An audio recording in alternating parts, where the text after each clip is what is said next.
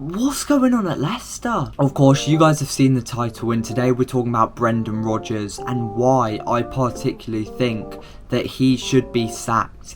He has not been good enough for the past few months now. I mean, ever since the Premier League started, they have got better and better.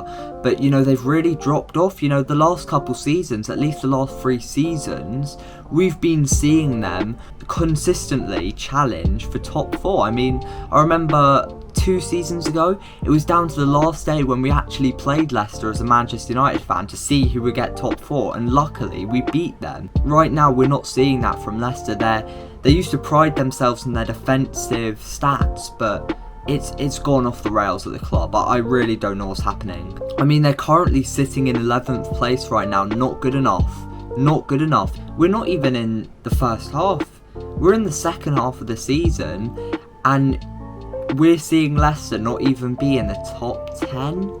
And look, at the end of the day, we could say it's down to Fofana being injured. Jamie Vardy's been injured quite a lot this season, but you got Patson Daka in, and you've been playing a back 4 for quite some time, so you shouldn't really have an issue, seeing as you also got Vestergaard as well.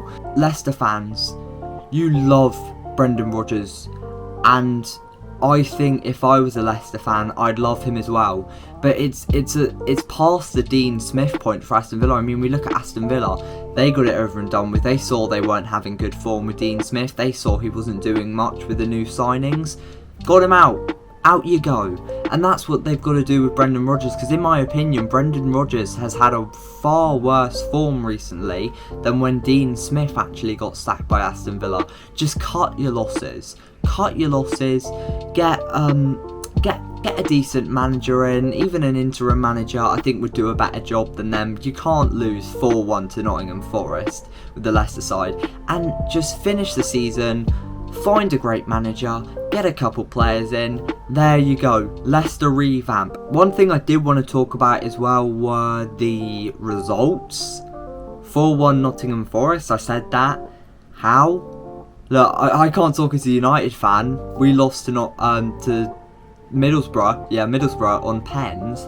But you've got absolutely trampled on by Nottingham Forest. How? I don't understand it. Nottingham Forest are a great side, but their best days are way past them. Way past them. I mean, you had a fairly easy group as well in the Europa League, where you were in Europe, and you absolutely bottled that. You did a Spurs. You did an absolute Spurs on your club. And, just get him out. Get him out. At this point, I don't even think that you could win the Europa Conference League. It's not that you're a bad club, but when I've looked at Leicester, I mean, I don't even need stats to back me up on this. They've looked dead inside. They're slow. There's a low percentage of how much shots actually convert into goals, because they're attackers, and going forward, you've been that bad. Defensively, you've been a massive letdown. A massive letdown. Soyuncu has not had his best form since, late 2020.